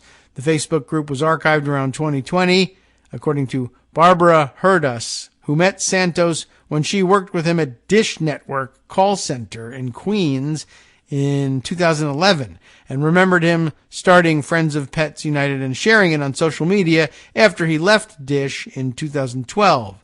Facebook groups cannot be deleted, but an archived group becomes inaccessible to anyone besides its members, and Hurdas reported that the name of the group was changed to The End, which I guess is an effort to hide it. Santos also posted GoFundMe fundraisers for dogs needing medical care on his now deleted personal Facebook page, mostly toy breeds with stories of medical issues, Hurdas said. When Osthoff and Ball saw Santos on television in December of 2022 after the scandal around his admitted resume fabrications broke, they called each other, shocked to see the Anthony DeVolder who took the fundraiser money years ago. I felt really bad for Rich back then, I guess, in 2016. Ball told Patch he has PTSD. This dog is his lifeline. When I first heard about it, I thought this is going to kill him. Osthoff told Patch he was crying his eyes out remembering Sapphire's last day. Little girl never left my side in 10 years. I went through 2 bouts of seriously considering suicide, but thinking about leaving her without me saved my life. I loved that dog so much. I inhaled her last breaths when I had her euthanized. Wow. That's something I didn't really need to hear at the end, but I guess that's supposed to demonstrate the sincerity of the situation. Yeesh. Anyway, yeah, I had to go into the detail and find out exactly just what a slime ball he really was being in this. But now, time for other news. Let's see if I can't get a few things in here before we go to our next break. Something from the old bird site that I found the other day from Ira Goldman. Remember KD by proxy, former Hill aide himself. And he's picked up on another one of the early lineup of early bills brought forward by the House Republican Cuckoo Caucus. Not certain whether this is something that's part of the deal making for the McCarthy speakership or not, but it being a low bill number, H.R. 27, it's a real possibility. So what does he have to say about this? We might be able to shoehorn this one in.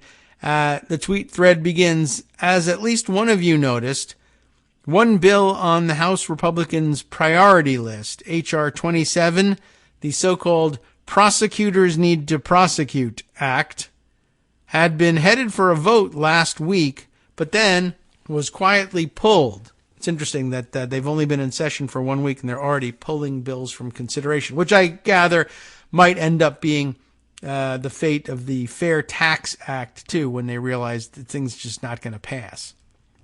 So anyway, why was H.R. 27 pulled from the floor? Short answer, lack of votes. But from tough on crime Republicans, why would that be the case, right? Here's a screenshot of H.R. 27 to amend the Omnibus Crime Control and Safe Streets Act to direct district attorney and prosecutors' offices to report to the Attorney General and for other purposes. Remember that was in the rules package. Yeah, now that I think about it, so that is a high priority bill. That definitely was part of the negotiations. There's no reason to put that in the rules package otherwise. And it sounded dumb and useless. Well, Ira goes on to say, here's the bill's premise. Local DAs are letting too many perpetrators plead down, and worse, declining to prosecute them at all, which is bad. But Congress can fix it by making it a law requiring local DAs to collect detailed stats on all these cases and report them to the DOJ and to us in Congress. Which I guess is supposed to be, well, then we'll reveal all of the numbers of cases where local prosecutors declined to prosecute and something. Magic will happen, 1, 2, 3, profit, and then that's it. Now, while Republicans profess to be conservative And while self-professed conservatives are supposed to abhor federal interference at the local level, it's another one of these stories. They don't care, but it's a good story anyway. And while H.R. 27 sure looks like federal interference at the local level, one could think Republicans would oppose it. And I guess they do, because there wasn't enough votes to pass the thing. Except with this tough on crime bill, and that's in scare quotes, of course, Republicans just don't seem to give a poop emoji, is what's appearing here, about feds interfering with locals. Or that was true until last week when, surprise, the situation became hashtag not all House Republicans don't give a crap about that, or else the bill would already have passed. Now, with all that said about H.R. 27 overall, a few of its details, which as far as I know, haven't received any mention, also seem noteworthy, especially the one at the top of my list. And let's see what that is, and if we can do it before, we have to start getting ready for the music here.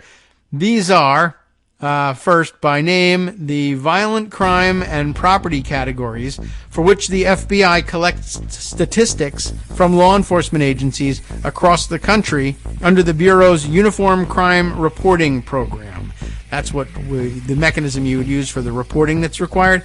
And here, those same FBI UCR categories now shown side by side with the covered offenses in H.R. 27. So, some interesting things. Basically, when we come back then, we can tell you exactly what that's all about. Sup, fam? It's your boy Darwin, aka Darwin_Darko, aka the most reasonable man in America, aka KITM's senior black correspondent. You might remember me from such recordings as Spacemen vs. Space Cadets and We Need to Talk About Joe Biden. Today, I want to bring you good news about that thing you've been struggling with. Do you suffer from giving too much of a damn? Do you turn on the series of tubes and find yourself outraged at the particular way some news organization strung some sentences together only to realize, nope, this is not some fictional hellscape? Well, guess what? You no longer have to accept the life of giving too much of a damn. You can do something about it, because even you, yes you, can be a show contributor. Now I know what you're thinking. Hey, Mr. Most Reasonable Man in America, I'm not some professional podcast talking guy. Don't worry about it. Do you have a smartphone or some other electronic recording device? Well, that's all you need. You too can have a segment where you can read us an important article and give us your take. Read one of your own original essays, or even just give us your commentary on something you'd like to share that's important to you. Fair warning though, side effects may include general punditry, having opinions and hot takes, getting stuff off your chest, and hearing your own voice. If your recording lasts longer than 5 to 7 minutes, please consult kagrox@gmail.com. That's KAGROX@gmail.com.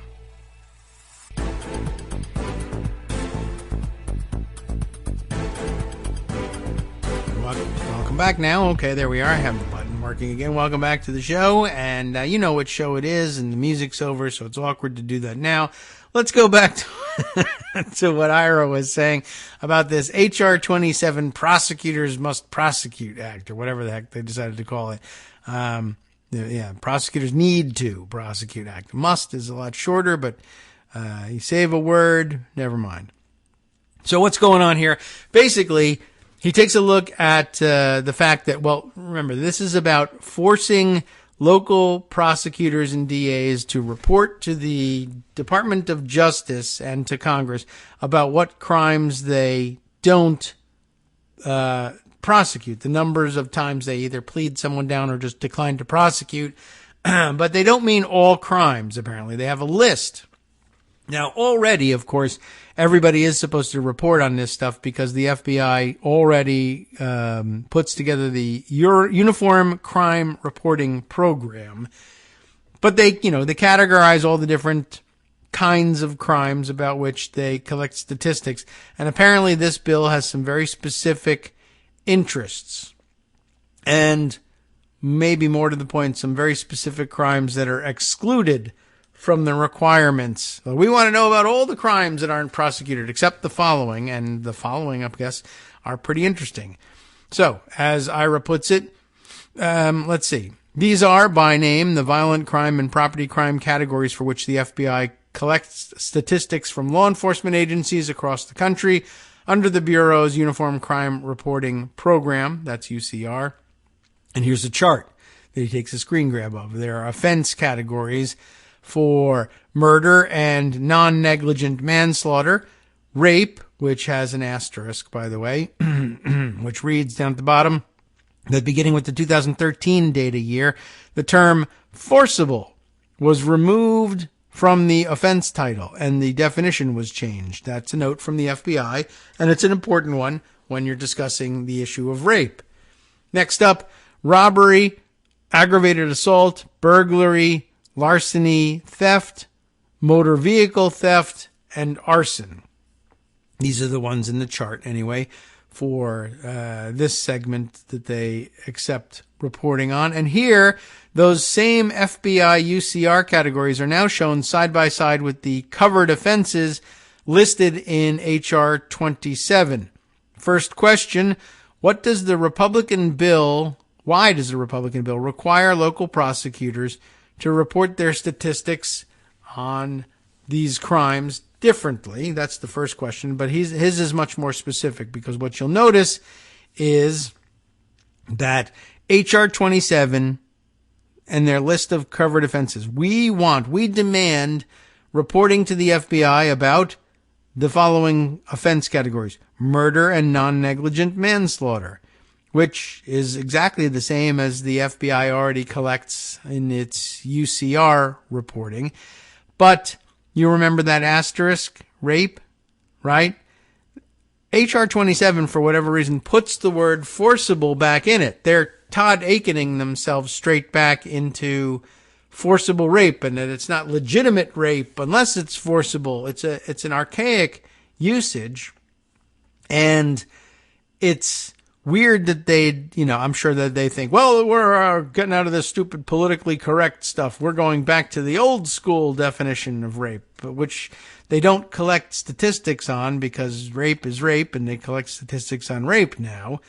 But interesting that they make a differentiation. We want reporting on the forcible thing. So why, that's his first question, why does the Republican bill require local prosecutors to report their statistics only for, quote, forcible rape cases and not all rape cases? Well, they're apparently not interested in that, I guess. And by the way, also added under H.R. 27 are a couple of additional offenses. Any offenses involving the illegal use of a firearm, not the legal ones, just the illegal ones, and any offense involving the illegal possession of a firearm. So Ira's second question regarding firearms, why does the Republican bill require local prosecutors to report specifically when the crime involved illegal possession of a firearm, but not when the crime involved legal possession of a firearm? I mean, you still committed a crime. The gun possession was legal. What you did with it was illegal. But that doesn't get reported for some reason under this new bill. So, that is a bit of a question. So that's actually the end of the thread, as far as I can tell, which feels like kind of a blunt end to the thread. But it's an interesting point, just something to keep an eye on, that once again, the Republican priorities are shenanigans more than anything else. There's already every opportunity for the DAs locally, it's a requirement to share the crime statistics with the FBI, but they want statistics on non-prosecution. That is to say, essentially where they say the evidence doesn't bear out our going to trial with these things, but you would like to find out about those things so that they can say the true crime level is something different, even though the uniform crime statistics, they're not about the prosecutions that take place, they're about the reports of the crimes. So it's not entirely clear that they're going to get what they want out of H.R. 27, but of course, this is the first thing he points out. It's not all that clear that they're going to get H.R. 27. Even if they do manage to pass it in the House, there's certainly no guarantee that it passes in the Senate or is signed by the president, although I don't know what their particular objections would be other than, for instance, the objection to the use of the term forcible rape, which is just not a term that's in use anymore for good reason. But there's also the problem of getting enough Republicans to vote for it, because apparently they've tried and not found that they were interested last week. So anyway, just so you know how some of these priorities are going. They included them in their rules package to clear the path to the floor, and they still couldn't get the damn thing to the floor just because there just aren't that many Republicans interested in this stupid stunt. Anyway, I just thought that was kind of an interesting, smaller side story to keep an eye on. All right, a couple of other things that I wanted to get to as well. I mentioned the other day that there was something wackiness happening in Wyoming, and I didn't get a chance to shoehorn it in, so let's go back to that one. This from Ars Technica, which I never have figured out exactly what the hell that is. And is that ARS by any chance? I guess because they use lowercase letters. I wondered whether does that mean something, or does ARS stand for something and they just stylized it in lowercase letters for their logo, and I therefore think it means something else? I don't even know. Maybe one of you know. At any rate, Ars Technica is where you'll find it, .com, by the way, in case you need to know what their last, what is that, the domain level? I don't know. Anyway, here's a weird one. Wyoming Republicans, and there are a lot of them, it's mostly Republicans there. Wyoming Republicans take a stand. They want to ban something. I bet you didn't guess that. And it's electric cars. Yeah, that seems like a weird thing to ban I thought there was going to be a book, but no, electric cars. As childish legislative stunts go, the subheader reads, this one is certainly pathetic. That's Jonathan Gitlin's story in this publication, whose name we don't know. Ars Technica. I got no idea. I should straighten that out. Legislators in the nation's least populous state are taking a brave stand against modernity and climate action. They're sponsoring SJ4. There's a lot of zeros in there. They're anticipating a lot of bills being filed this year. SJ0004. But again, probably a high priority for them for some reason. Bill number 4. Phasing out new electric vehicle sales by 2035. An uncomplicated bill that expresses the state's goal to phase out sales of new electric vehicles by 2035 and asks Wyoming industries and citizens to do their civic duty in resisting the EVs. Oh, Scott Anderson has an answer about the website. I knew there would be an answer. Let's see if we can go check in quickly and figure out what it is. Oh, well, it's a link to their About Us page, which is where I was going to go, but I didn't see it immediately. Does it say anything? Well, you can advertise with them. How about that? And then it just, here we are. Ars. Yeah, it's capital A, lowercase r, lowercase s, just at the beginning of the paragraph here. So Ars Technica. I always thought that was interesting because if you added an E at the end, for instance, I wondered what our UK listeners would think of Ars Technica. Second paragraph after the quote, Scott says. All right, there's a quote. All right, let's see. Here we are. No, oh wait, second paragraph after the quote. What quote? All right, let's see. In the second paragraph after a quote that's in the second paragraph? Is that right? I don't know. I'm looking quickly. I see a quote in the first one. All right. Well, at any rate, I'm going to continue to call it Ars Technica, or we should just call it Ars Technica at this point. That's more fun than anything else. Anyway, well, let's see. I'm not seeing, it's a second paragraph after the quote. That's what you had to say, right? This is the second paragraph. I don't see a quote in there. Ars Technica innovates by listening to its core readership. At least we know that. I'll leave it for later. It's hard to do on the fly. You came here for the story. Well, I made you come here for the story about electric vehicles. So, what the hell's going on here about that? All right. Well, Scott Anderson now says Hippocrates. So I guess that's where it comes. Is that a Hippocrates work, Ars Technica, I guess, and they're adopting from a title of his work? Well, that would make a lot more sense. Okay. Now we know And I'm just going to call them Ars Technica from now on anyway. I don't know how else you would pronounce that anyhow. So what are the Republicans in Wyoming up to on this front? Essentially, it's, like he says, a childish stunt. Electric vehicles, they're for liberals, and we want to own the libs, so therefore we're going to get rid of electric vehicles. You should drive a diesel truck and go rolling coal. And this is the form of legislation that would force that. Because, as you know, it's one of the big Republican values is being allowed to buy things is bad. We're going to put a sales tax on everything, right? And you want to buy a product on the free market that you think would be interesting or helpful or fun or save you money or help something in some way. The answer is no. You have to drive the cars that we like because we like them and we want you to have one too. So that's pretty Republican, right? All right. So they're going to phase out sales of electric vehicles in Wyoming, I guess, by 2035, and asks Wyoming's industries and citizens to do their civic duty in resisting the EV.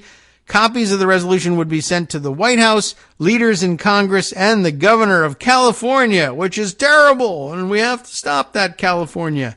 The motivation, according to the bill's preamble, is that the oil and gas industry is important to the state, a state with fewer than 600,000 residents, by the way. Wyoming is proud of its oil and gas industry, it says, and that gas, here presumably meaning gasoline and not the natural gas referred to in the bill's early sentences, powers vehicles that drive on the state's vast stretches of highway. So it may be the case that they don't understand that the difference between the oil and gas industry and gasoline is fairly significant. Oil is turned into gasoline, but I have a feeling that maybe these legislators might be the dumb sort of people that confuse gas with gasoline. And I don't know that it makes a difference. They just hate electric vehicles, I'm sure. The bill's authors think Wyoming's interstate network is too desolate for electric vehicles, particularly since there is no existing EV charging infrastructure, they claim. The authors also decry the fact that EVs require certain critical minerals not currently supplied by the state of Wyoming, and that these could end up polluting landfills in Wyoming, in obvious ignorance of the enormous recycling potential for EV batteries. Therefore, in order to protect the incomes of people who earn money by extracting hydrocarbons from the ground or moving them around the state, sales of new EVs must be banned in Wyoming by 2035, the bill argues. The date is no coincidence.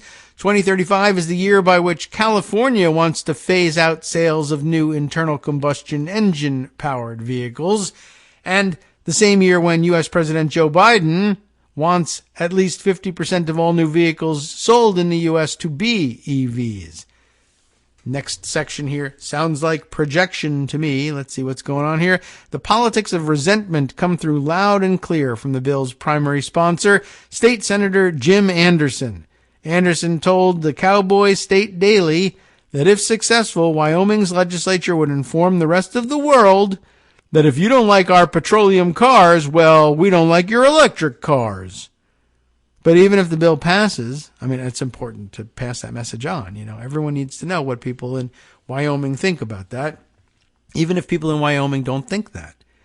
But if the bill passes, not impossible, given the tight Republican control of both chambers of Wyoming's legislature, it does not bind the state to any action other than a general sense of opprobrium toward cars powered by batteries. Okay.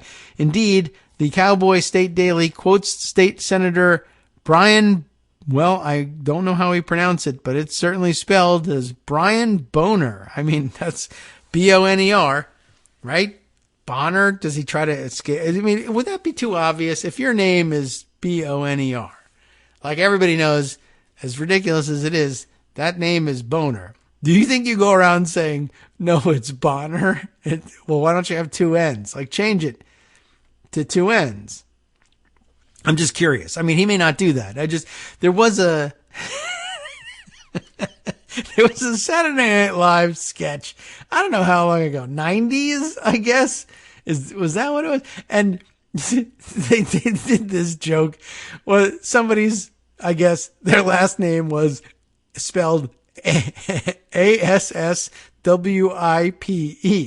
Right? And I guess the joke of the sketch, as I recall it, it may have been totally different, but the joke of the sketch was that people were saying, well, okay, so who's up next year? Is Mr. Asswipe? Mr. Asswipe next? And his whole thing was, he would insist, it's Asswipe. That's what I think of. You know, you're not going to get away with that. But okay, Brian Boner. What does he have to say? He's quoted here by the Cowboy State Daily. He's another politician behind the bill. And, well, there you have it. As saying so he's quoted as saying, some might describe the bill as tongue-in-cheek, but obviously it's a very serious issue that deserves some public discussion. Wow, great quote there, Boner. That was well worth it. Well, at least we got to tell the Aswipe story out of it. So, there you have what's happening in Wyoming. I guess maybe they consider it like if people say, this is so dumb, you people look so idiotic, they'll say, can't you take a joke? They'll try that tack. This is tongue-in-cheek, but it's obviously a very serious issue that deserves Bill number 4 status for the Republican legislature there in Wyoming. Anyway, just wanted you to know that that was happening, and maybe we'll see it in other states. And has no legal force, so like I said, we don't have to worry too much about it. It's just interesting to see that it's even happening. All right, let's see. Other stories that I feel like deserve some attention. This, too, on the state level. I think my brother Mark might have sent me the link to this one. News from Ohio, where once again Republican shenanigans carried forward without any real understanding of what was going to happen and what the practical effects were, but it, looked like it played to the base. GOP, that is to say GOP, action on mail ballot timelines angers military families. And everyone can afford to anger military families because who supports the military? Not we Republicans. We hate the military, apparently. But they continue to get away with this one. An Associated Press article carried by a local news station in Ohio, datelined Columbus, state capital, right? Ohio's restrictive new election law significantly shortens the window for mailed ballots to be received, despite no evidence that the extended timeline has led to fraud or any other problems. And that change is angering active duty members of the military, who they love, right? And their families, who they also love, because of its potential to disenfranchise them. Yes. The pace of ballot counting after Election Day has become a target of conservatives egged on by former President Donald Trump. He has promoted a false narrative since losing the 2020 election that fluctuating results as late arriving mail-in ballots are tallied is a sign of fraud. Republican lawmakers, in fealty to him, said during debate on the Ohio legislation that even if Trump's claims aren't true, the skepticism they have caused among conservatives about the accuracy of election results justifies imposing new limits. Even if he's lying, even if it's not true, even if this isn't happening, the sense by idiots that it is happening is reason enough to pass a bill like this one. That's what they're saying. The new law reduces the number of days for county election boards to include mailed ballots in their tallies from 10 days after Election Day to 4. And not like they're going to accept 4 days any more than 10. It's after Election Day, therefore fraud. But whatever. This is what they think they'll do by way of compromise. Critics say that could lead more ballots from Ohio's military voters to miss the deadlines and get tossed. The issue isn't confined, of course, to Ohio. It's just that Ohio is the one acting here. 3 other states narrowed their post-election windows for accepting mail-in ballots last session, according to data from the Nonpartisan Voting Rights Lab. Similar moves pushed by Republican lawmakers are being proposed or discussed this year in Wisconsin, New Jersey, California, and other states where the legislatures are not Republican, so I guess they stand less chance. Ohio's tightened window for receiving mailed ballots is likely to affect just several hundred of the thousands of military and overseas ballots received in any election. Critics say any number, though, is too great. What kind of society would we call ourselves if we are disenfranchising people from the rights that they are over there protecting? Said Willis Gordon, a Navy veteran and Veterans Affairs chair of the Ohio NAACP's Executive Committee. He's quite right. Republican State Senator Teresa Gavaroni, who championed the tightened ballot deadline, said Ohio's previous window was an extreme outlier nationally. She said Ohio's military and overseas voters still have ample time under the new law. While there is certainly more work to do, this new law drastically enhances Ohio's election security, even though there wasn't any problem with it, and improves the integrity of our elections, even though there wasn't any problem with it, which my constituents and citizens across the state have demanded, she said. It's an interesting approach, to say the least.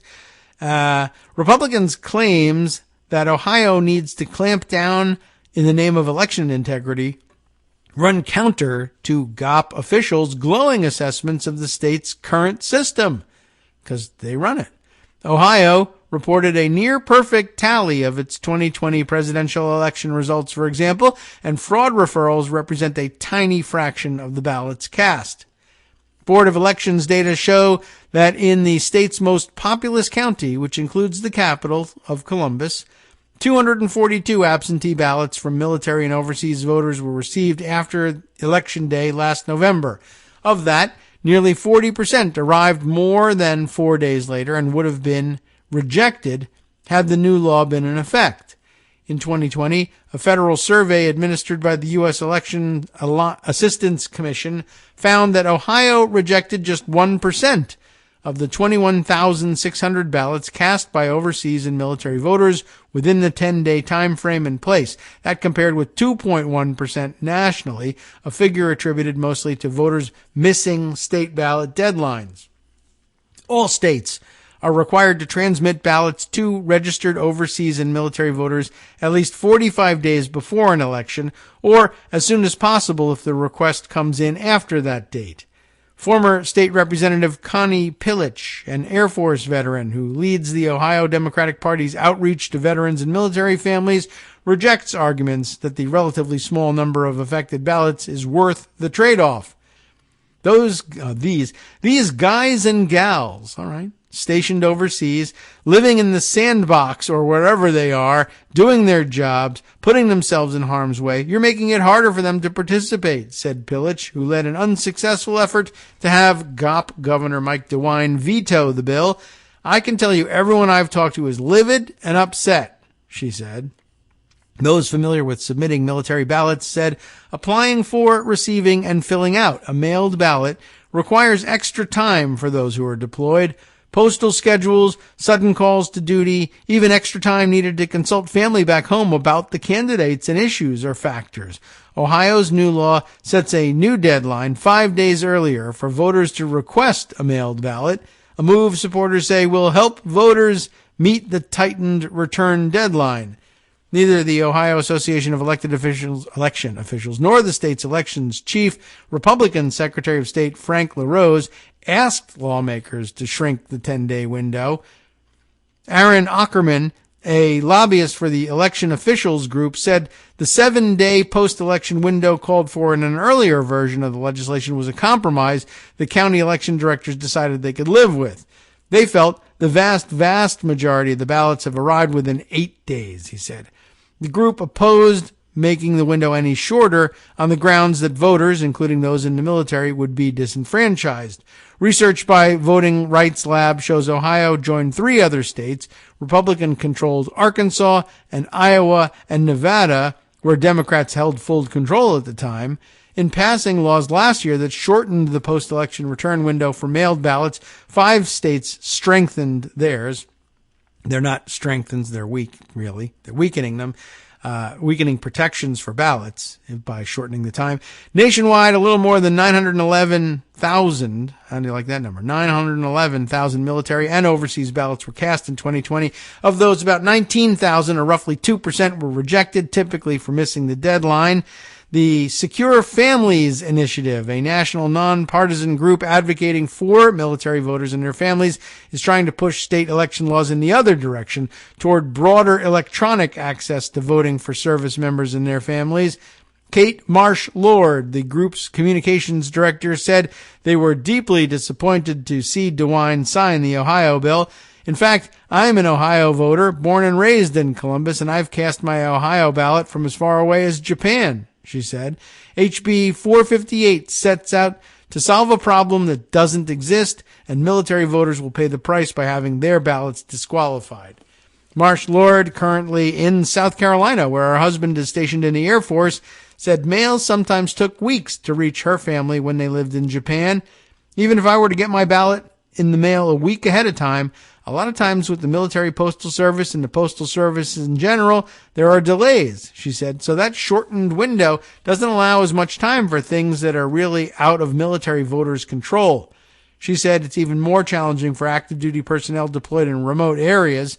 The people on the front lines of the fight to defend our democracy and our freedom and the right to vote around the world, those are the people who will be most impacted by this change.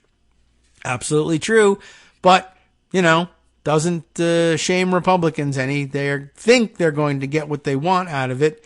In fact, they might get the very opposite, but it doesn't matter. They have to own the libs. That's what's of chief interest to them. All right, let's see. Lots more that we didn't get to, but plenty of time left yet. Thursday and Friday shows still available to us to bring you up to speed on some of these things. Yeah, something to think about, perhaps. I don't know. Let's see. Do we want to try and sneak anything in here? I don't know if there's anything that we can really fit in that it just deserves its due, each of these things, and I guess we'll have to wait. All right, so instead we'll get ready to roll our outro music and perhaps catch up on what's going in to today's West Coast Cookbook and Speakeasy. Justice Putnam, of course, back on the air live, as I understand it, with the new computer in place. Everything working okay? Got the thumbs up? All good things happening there. All right. Let's see. As a matter of fact, let's check in on that and see if we've got our update. Yes, here it is. Once again, back in my Skype messages. Smothered Benedict Wednesdays. You remember that's what he calls the Wednesday show, starting off in the Bistro Cafe. You remember our theme? Hateful rhetoric transcends into hateful actions. It does indeed. Like the guy, what's his name? Pena, who just got arrested in New Mexico, for instance. Then, on the rest of the menu, the Washington, D.C. mayor and city council are at odds over a new criminal code. The FEC dismissed the GOP's complaint over Gmail's spam filter. And the World Economic Forum in Davos, yes, that too underway once again with the same issues facing them as ever. Well, they say Elon Musk was not on the guest list for the annual meeting, despite what the head twit claims. And after the break, we move to the chef's table where Nobel laureate Maria Ressa has been acquitted of the tax charges against her in the Philippines. Find out about that one. And the U.S. Supreme Court struggles with criminal charges against Turkish-owned Halkbank, accused of helping to launder billions of dollars so Iran could evade U.S. economic sanctions. You have been listening to Kagro in the morning with David Waldman. Well, how's that for some international roundup? And then all that and more, of course, on the West Coast Cookbook and Speakeasy with Chef de Cuisine Justice Putnam. Bon appetit, he bids you. And we bid him good luck with the new computers. Hope that everything long-lasting and we don't have this problem again for years to come. Welcome back, Justice.